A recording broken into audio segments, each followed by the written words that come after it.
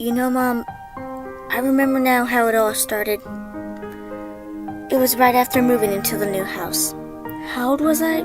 4? Maybe 5? I was so young, so innocent, so unsuspecting. The new house was beautiful, Mom. Do you remember how I used to run around from room to room? You would always laugh so hard when you recounted those times. You were so happy. All of us. The house was so big, much bigger than our old house. This one had 2 floors. The main floor had the living room and the 3 bedrooms, Judy's, Dad's, and yours, and my bedroom at the end of the hall. Do you remember what I used to tell you about the basement, though? I always told you not to go into the basement. You would brush it off, wave away my fears. You probably don't remember me telling you it all, but I remember. I can never forget. It all started with going downstairs on my own a few times. When I would go down there to get something, I would see things, small black things, in the corners on the top of the TV cabinet, in the hallway, in the laundry room, anywhere. They would move around the corners of my eyes, in and out, ever so frequently.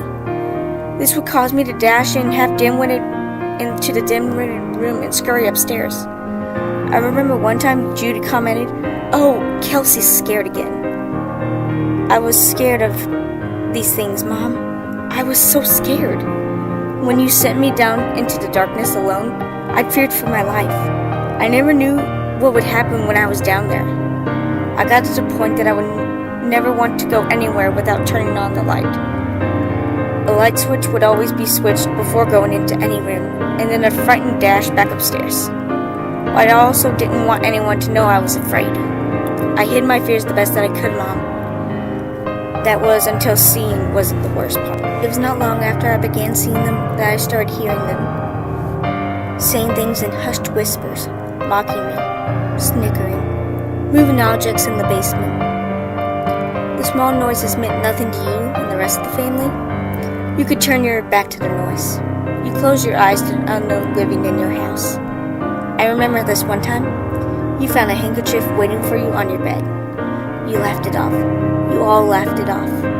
The handkerchief didn't belong to any of us, and it was just waiting for you there, almost like a warning. But you all thought it was something like a kind gift, being a mockery and a joke out of it. Mom, why didn't any of you listen to me when I told you to stop? By the time I was 8, the voices were a consistent occurrence in the house. I could hear every word they said. These creatures, which I called whispers, talked about everything. They talked about new things to do to be a nuisance, how much we amused them, and how best to hurt the family in the house. I had learned from you to put these things behind me and ignore them. But that became harder and harder. I remember one night, laying in bed, I heard the door creep open. I hadn't been able to sleep well, so small noises jerked me in the middle of the night quite often. But the whispers never moved objects so carelessly. They knew I was awake. And they knew the best way to frighten me.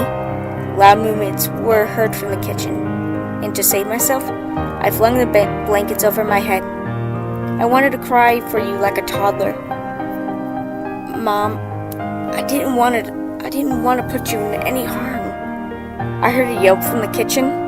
It was soft enough that no one else could be woken from it.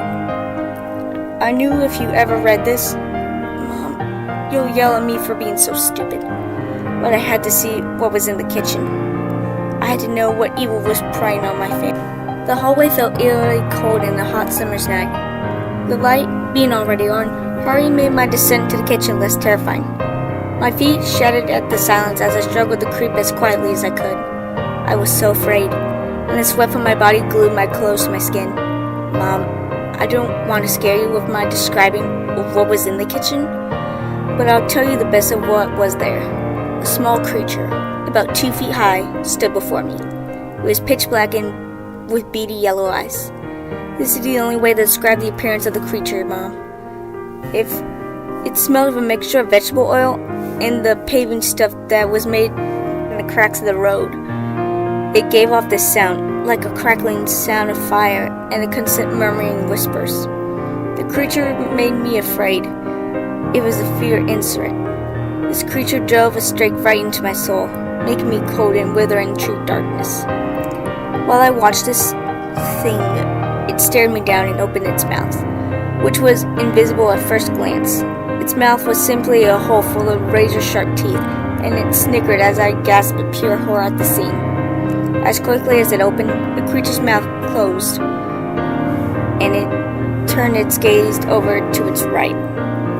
I hadn't noticed her, Mom. I hadn't noticed Dino. Dino, our poor hound, lay directly in the center of the kitchen underneath the countertop.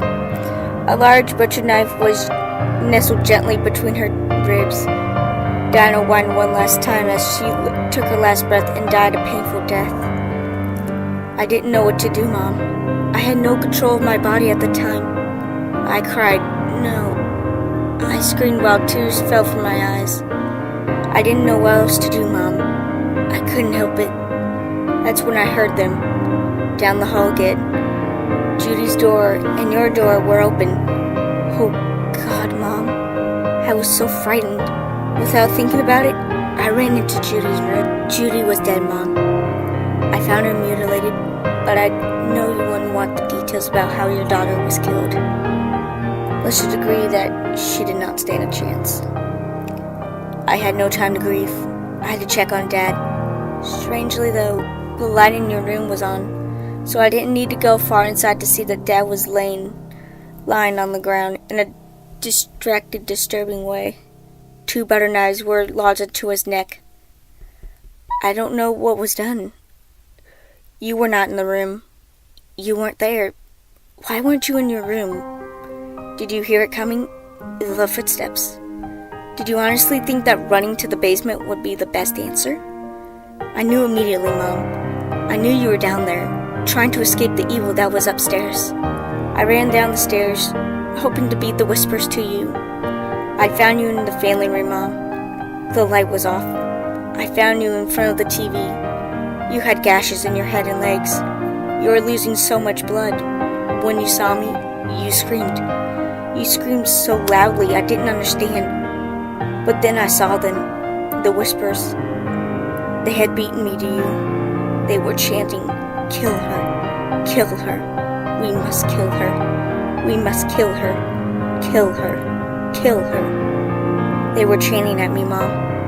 They were telling me to kill you. They were telling me you had to die. And that's when I looked at my hands. They were covered in blood, Mom. Blood was staining my new nightgown. Blood was running down my arms. I was holding a knife from the kitchen. When I looked back up, the whispers were gone, and it was just you and me. I turned on the light and smiled. You screamed again. I advanced to you, raising a knife in my hand. I told you never to go into the basement, Mom. Why didn't you listen to me?